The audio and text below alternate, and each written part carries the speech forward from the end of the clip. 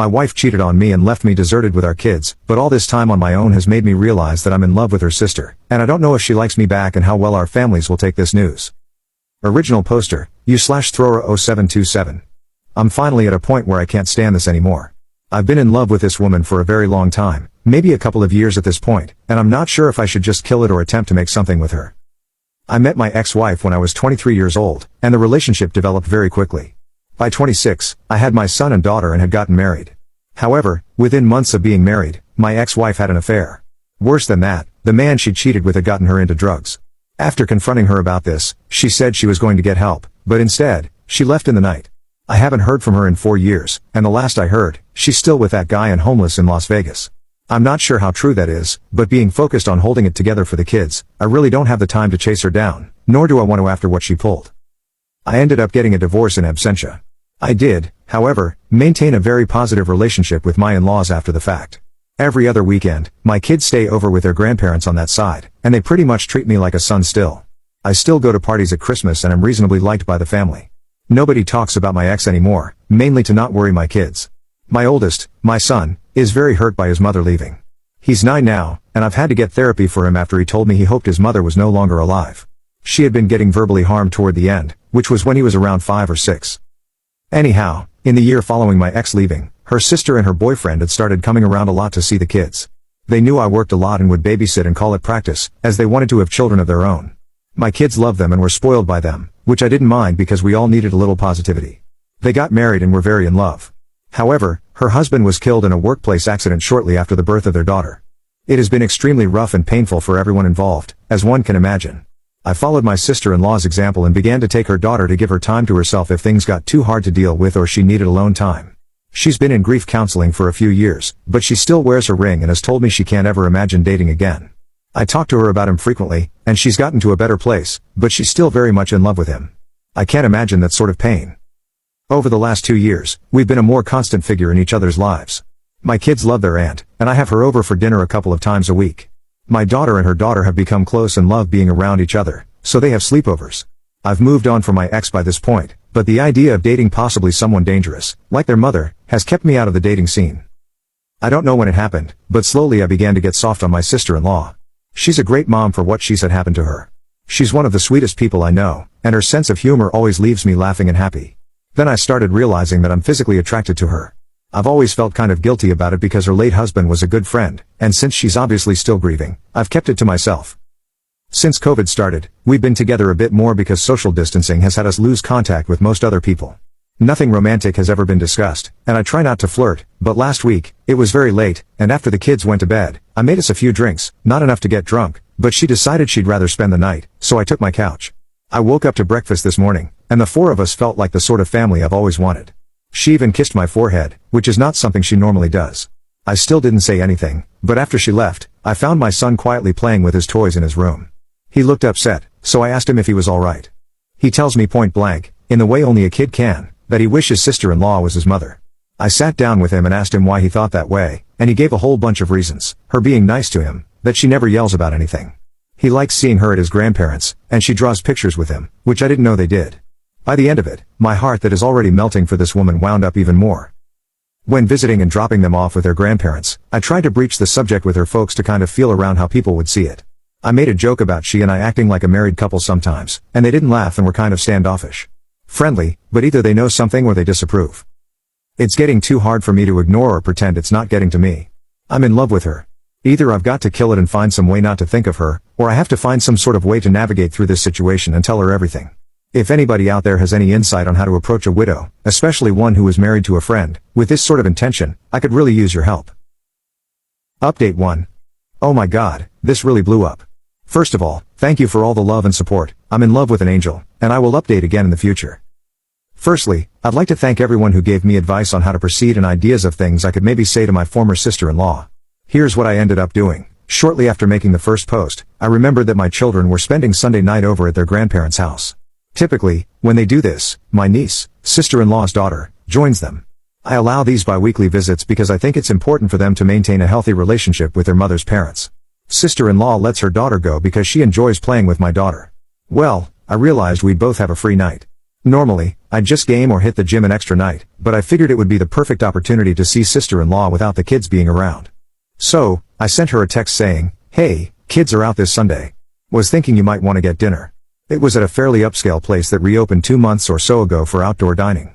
I never ask her out to dinner, and we're almost never alone together or without a child in the other room. She says she'd love to, and so my panic starts setting in because now I've got to actually act on my feelings. I asked her if she'd prefer meeting at my place and taking one car or meeting at the restaurant. She said she'd come by my place first. I'm a bit more cleaned up than normal, dressed up but not overly dressed.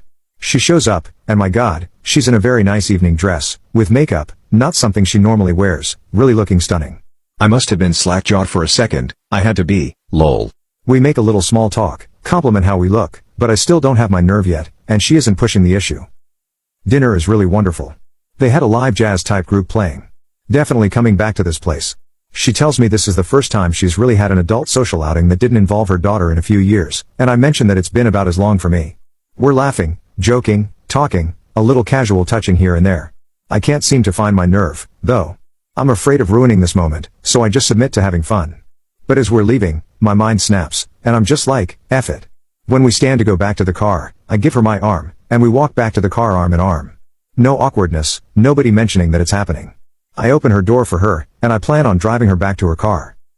As I open the door, she stops me. Looking sort of nervous, she just outright tells me to stop and that she wants to kiss me. There was no alcohol at dinner, so this is all her. So, I pull her in, and we kiss. I can barely describe how wonderful it felt to finally touch her. Well, the kissing goes on outside this restaurant, with her leaned against my car, for at least half an hour. When we finally break, we share a few more dreamy looks before we get in the car and drive back to my place. She's holding my hand as I'm driving. I don't think I've ever been happier. I confessed to her that I started having feelings for her a long time ago, but with the terrible things we went through, I didn't want to scare her away. She tells me that she's carried a torch for about 6 months herself. At that time, I had gone on a couple of Tinder dates, and since we were just friends, I described what a mess those dates were. She tells me she began feeling intensely jealous and angry that I was seeing these girls. It was about that time it clicked in her mind that she had somehow developed feelings for me. As it turns out, I didn't approach her because of her late husband, and she wasn't approaching me because she was afraid I'd see too much of her sister, my ex-wife, in her and start to resent her for it. I invited her in after we got back home, and we decided to try and fight off the desire to jump straight into bed. We just sat on the couch snuggling and talking about what we would need to do to make this a working relationship. There were some really teary moments there. We, of course, talked about her late husband a little and where she feels in the grief process. I said I didn't want to rush her and that I'm not going anywhere. If she needs time, I'll wait as long as she needs me to. She says that she feels like she's in a place where she could love again, that she's long past feeling guilty for having feelings for me. It was something she struggled with. She then brought up her sister and the obvious questions a few people asked in the comments. What would we do if my ex ever decided to show her face around here again or try to get back into my kids' lives? What if she comes back reformed and apologetic? Would I take her back? I told sister-in-law that's a hard no. I've forgiven her for cheating on me, but I will never forgive her for what she did to my son. He was quite a sunny and happy boy before his mother started cheating, using, and lashing out at him. He's doing better now, but for a long while, his behavior and negativity, for someone so young, troubled me. Sister-in-law was concerned about how he might react to her. Unlike our respective daughters, he is old enough to understand everything. I told her not to tell him, as it might embarrass him, but not too long ago, he told me he wished his aunt was his mom instead. We said we were going to take it slow and not go too fast with things, but the kissing started again, and since we were in private this time, we gave up the fight to stay out of the bedroom. I have had fantasies throughout the duration of my feelings for her, and getting to pet her face in the morning was one I finally got to live out. Moving forward, we are going to establish date nights and work on building on our already strong foundation. When we inevitably tell our folks we're a couple, we're going to do it together. But that's where I'm at. That's it, that's my update. If this subreddit allows, maybe I'll do another to say how the parents, in-laws, and kids take the news. 2 years of wishing she was mine, and now she is. Better not F this up. Update 2. Just for clarity, I will be referring to my ex-wife as Jessica and my sister-in-law as Sylvia because it's funny. Well, we've told everyone, and for the most part, it's gone over fairly well. When our respective kids were with my in-laws, Sylvia and I went to see my parents. They've met her a handful of times, but they don't really know her too well, as my in-laws and my family rarely attended mutual functions. They at least recognized who she was. My dad isn't a particularly sentimental person, so I have no idea what he thinks about it, but my mother is on board. She did ask, "Does Jess know?" And we told her that I haven't even spoken with her in 4 years, and Sylvia hasn't heard from her in 2. We said we'd cross that bridge when we got to it. Other than that, my folks just seemed happy for me. Yesterday, we attended a small family gathering for Labor Day at my in-laws. We knew the reception here would be a little more chilly, as they're all also related to my ex-wife. My parents did us the favor of taking the kids to the zoo for the afternoon, and for ice cream too. We arrived at the party together, and of course, everybody was wondering where the kids were. It felt like a million things were telling me not to do this, but I took her by the hand, and we both explained the kids weren't there because we intended on telling everyone that we are now a couple. This wasn't a huge crowd, maybe 8 people, but it really felt like I announced it to a stadium. I don't know how we expected it to go, but several of her aunts were very pleased. We got some hugs. At first, nobody even mentioned my ex-wife. They were just happy because they had all assumed Sylvia would never date again. The only issue came from my Mill. She told the party that she knew we were an item because I was always giving Sylvia puppy dog eyes and because Sylvia talked about me nonstop. She asked how long we had been dating in secret, and I told her only a week. She scoffed and said she didn't think starting a relationship off by lying was smart. She then jokingly accused us of sneaking off at a pool party in June to smooch. Her parents asked to talk with us after the party. They wanted to know how serious we were and, like my parents, asked whether my ex-wife knew or not. When I said no and that her opinion shouldn't matter since she abandoned her family 4 years ago, they said they would feel more comfortable if I told Jessica that I'm now dating her sister. They're intensely afraid that my ex will return sober and renewed, try to make amends, discover I'm in love with her younger sister, and relapse. It sounded like they knew something I didn't. As it turns out, Jess has been calling and talking to them for a year now, and they just never told me. I was upset they kept this from me. Sylvia was very upset too because Jess has never called her, not even after her husband's death. They showed me her Facebook profile, the one she blocked me from, and there she was, looking pretty normal, not like the burned out husk she became when she left. I have to admit that seeing her looking healthy made me feel a little better, and Sylvia too. Her parents explained they kept their contact with Jess a secret because she's ashamed of what she's done. She feels she deserves to have lost her kids and can't face them after everything. Sylvia's parents gave me her phone number and asked that I call her. I told them my feelings for Sylvia are real, and there's no chance I'll reconcile with Jess. Phil seemed to approve, but Mill honestly looked like she was hoping we'd fix things. After we left, I talked to Sylvia about it. We revisited the conversation about Jess returning, given the new revelations. I told Sylvia that I'm in love with her, my whole heart is hers, and that my feelings for her are deeper and stronger than anything I ever felt for my ex-wife. She ended up crying from the stress, anger with her parents for keeping secrets, and anger with her sister for not offering condolences after her husband's death. She admitted she was afraid I might leave her if her sister returned. I assured her this would never happen. It took long hugs and a lot of kisses to smooth things over, but by the time we picked up the kids, we were holding hands and feeling more connected than ever. Sylvia has been spending the night at my place pretty frequently since we've been together. To keep things discreet, I've been setting my alarm for 5 a.m. to move to the couch before the kids wake up. The morning after we decided to tell the kids, our daughters were very happy, though they're too young to really grasp what's happening. They just know they can play together more. I took my son aside and asked if he was okay with this. He asked if we'd all be living together, and I told him maybe someday. He asked if this made his aunt his stepmom now. I said he's free to call her whatever he's comfortable with and that Sylvia and I would both respect it because we both love him. He then asked a lot of questions about his mother, things he's never asked before. I answered everything as honestly as I could. He knows a bit about the dangers of drugs from school programs, so I explained that his mom had a problem and made bad choices. When he asked why she didn't love him, it broke my heart. I reassured him the best I could, saying she did love him but made terrible mistakes. He asked if I still loved her. I told him I hoped she would get better, but that she hurt me and him so badly that I couldn't love her like I did before. I'm not sure he fully understood, but I tried my best. Since Sylvia has been with us, he's been much happier and less withdrawn. He's always doing typical kid stuff to impress her, just like I did with my mom. At the end of the day, I still dread that phone call with my ex. But having Sylvia with me, being able to kiss her and hold her at night, brings back a joy I didn't even realize was missing. We've been doing all the happy, young lover stuff. Sylvia leaves me love letters in my lunchbox, even little poems, and I had flowers sent to her work. She told me that some of the ladies at work had been trying to get her to ask me out for months, so I figured the flowers would both make her happy and serve as a little thank you wink to her coworkers, lol. Thank you to everyone who commented or messaged me on the first and second posts. They really made my day and helped me keep my cool when I confessed to her. Feel free to ask me anything, but I think this just about does it for my updates. Update 3. What you're about to hear is a comment I wrote last week, and it's pretty much good enough to be a post. It details how the phone call with my ex-wife went, along with some additional context. I did talk to her back in September. I keep trying to post an update for this, but life got pretty hectic. I even made a 10-paragraph update about a month ago, but my laptop crashed, and I lost it. After that, I got discouraged. My ex-wife is in a much better place now and is in recovery, 8 months clean at this point. She finally told me the details of the affair and how she got into drugs. Not things I really wanted to hear, but she's trying to get her life together, and as much as I dislike what she's done to me and the kids, I want her to get healthy. I know I shouldn't, but I still worry about her sometimes. Anyway, I eventually got around to telling her about Sylvia and me, and she was dumbfounded. When I first met my ex, she was 19, and Sylvia was 14. In her mind, she still thought of Sylvia as a kid in relation to me. To be fair, I did used to refer to Sylvia as her kid sister. But once she remembered that Sylvia is a fully grown adult who was married and had a child, the hinting that I was a creep stopped. She did ask if I had feelings for Sylvia while we were married, and I denied it. We talked about the kids, and she was very regretful and cried throughout the conversation. She said she had no idea how she would ever be able to face them again. I wanted to say something reassuring, but I didn't want to give her the impression that I wanted her back in their lives. I'm willing to be cordial, maybe even friendly, but I'm not going to be stupid about it. Sylvia and my ex talked for a while too. I didn't eavesdrop intentionally, but from what I heard and what Sylvia told me, they discussed Sylvia's husband. As it turns out, my ex had been arrested for a breaking and entering charge that week and spent it in jail.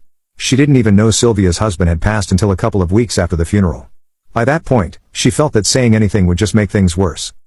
All things considered, the conversation went as well as could be expected. Since then, Sylvia, the 3 kids, and I have been spending almost every day together, and I haven't been happier in years. My son and daughter love all the motherly attention they're getting, and I'm really enjoying getting to know my little niece better. Life's good. Busy, but good. Thanks for asking. I might just copy and paste this as my update, lol. Alright, that was my comment update. Nothing has really changed in the week since I wrote it. If anyone has any questions or comments, I'd be happy to answer them when I can. However, during this season, my workload increases dramatically, so I don't have as much time to be on here as I did when I first posted. I'm so glad I got up the nerve to try with Sylvia. I love her so much. I had gone so long without a romantic partner that I forgot what being in love, or feeling loved, felt like. Now that I remember, it's shocking to me how I didn't realize how alone and miserable I was. For Christ's sake, we played Scrabble last night, and for some reason, it made me ridiculously happy, lol. Update 4. It's been nearly a year since my former sister-in-law, Sylvia, and I decided to start dating. For anyone not familiar with the story, here's a quick refresher before the update. I have 2 children and was married to her sister, my ex-wife. That marriage ended due to a combination of cheating, drug abuse, and child neglect. My ex ran off to another state with her lover. I remained on good terms with her family, who all took my side.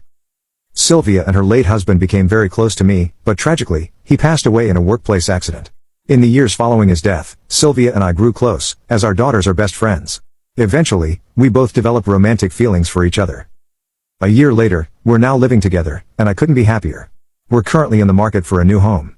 Our children are really benefiting from having 2 parents around. Our daughters now refer to each other as sisters, and my son is accepted as one of them. They're basically just normal siblings now. It's interesting with my son. When he talks to his friends or teachers, he refers to Sylvia as his mom, but when calling her or talking to her directly, he still calls her auntie. Our daughters are the same with me, still calling me uncle. It confuses some people we meet, but it's always an interesting story to tell. We haven't had much contact with my ex-wife since my last post, though from what we hear, she's doing much better. She has a halfway decent job, a boyfriend, and she's keeping clean. I don't like the thought of her being reintroduced into the kids' lives, but if she continues to stay clean and stable, it will become harder for me to deny her visitation, not just from a legal standpoint, but from a moral one too. Neither Sylvia nor I are looking forward to that day, but for now, it still seems far off. Her parents have stopped prodding into our business and haven't tried to force the ex back into our lives like we feared. Our kids spend weekends with them, as they were already doing before Sylvia and I got together. This gives Sylvia and me time to spend Friday nights and most of Saturday going on dates or enjoying some alone time. Our mutual friends were all pretty surprised by the relationship but have been very supportive. They try not to mention my ex-wife, but it does come up occasionally. Overall, everyone is just happy that we've found happiness together. One side of the family I haven't mentioned much is Sylvia's late husband's family. Her daughter still sees them regularly, and they've been very happy and accepting of our relationship. His father even told me point blank that he's glad it's me because he would have hated the idea of Sylvia bringing some random guy into his granddaughter's life. We haven't had many gatherings because of COVID, but the few we've had have included them, and always will. Speaking of her late husband, Sylvia and I have talked quite a bit about our feelings. She even had me come along to one of her therapy sessions. Despite how well things are going and the immense love we have for each other, his memory will always be a part of our lives. Out of respect for me, Sylvia decided to take off her wedding band, something that understandably caused a lot of sadness. I told her she didn't need to do that, and that if we get married, she's got 2 hands. After I said that, she started wearing it on a necklace instead. She now wears an engagement ring. I don't have any crazy story about how the engagement went down. I didn't spring it on her in some big public spectacle, but there were tears, hugs, and kisses. If anyone has questions, I'm happy to answer them. Thank you so much for all the positive words and encouragement. Relevant comments. Comment 1. This is so amazing, I'm so happy for you. I think one of the best ways to honor a good man would be to never just forget him. Maintaining a relationship with his family going forward is great for everyone involved, and if I were to enter a relationship with a widow, I don't think I could ever get her not at least wear the ring as a necklace. I think your children will definitely benefit from having two loving parental figures. It sounds like your son has been doing much better these days. How has this year been for him in particular? Response. My son has had a good year. He's a very social kid, so I'm glad he's now got a mom and an extra sister, so he has more people to talk to. COVID took away a lot of the things he loved to do, and though I try to make up for it, playing catch with your dad isn't as fun as playing on a team with your friends. Aside from these understandable frustrations, he's acting a lot healthier and seems to much happier. Whatever Sylvia is doing, he wants to be a part of. Even when my ex-wife was still around, my son was always excited to see Sylvia. My daughter is very much a daddy's girl, so there have been a couple of times where she took offense to Sylvia and I holding hands and demanded to hold my hand, which turns into my niece wanting to hold my hand too, and they would bicker a little bit. That was only at the beginning and things have normalized. Sylvia and I both try to give our respective daughters special time so it doesn't feel like a competition, but kids are kids. Comment 2. I think you've both done a great job of honoring her late husband. I remember an earlier post you mentioned how there was a time where you felt guilty for getting together. Does it still hang around, as his memory will always be a presence, or his presence will be honored as you look after his daughter? Response. Most of the guilt I had was before we got together. He was one of my best friends. More than that, I saw him as kind of like an adopted brother. I was excited when they got married and when she got pregnant because I wanted he and I to be those cool dads everybody in the family likes. I got to show him little baby care tricks that would make his life a little easier. My ex wasn't around, so I felt it was more or less my duty to teach those two all I know about childcare. I had such a fun time doing that, and we became a lot closer before he passed. I've been protective of her since the night of the accident. And exploring a lot of my emotions over the last year. I guess I always felt that it was job for the family and his memory to keep her safe and cared for until she eventually found another man. I did feel guilty in the beginning, when I first began noticing I was attracted to her.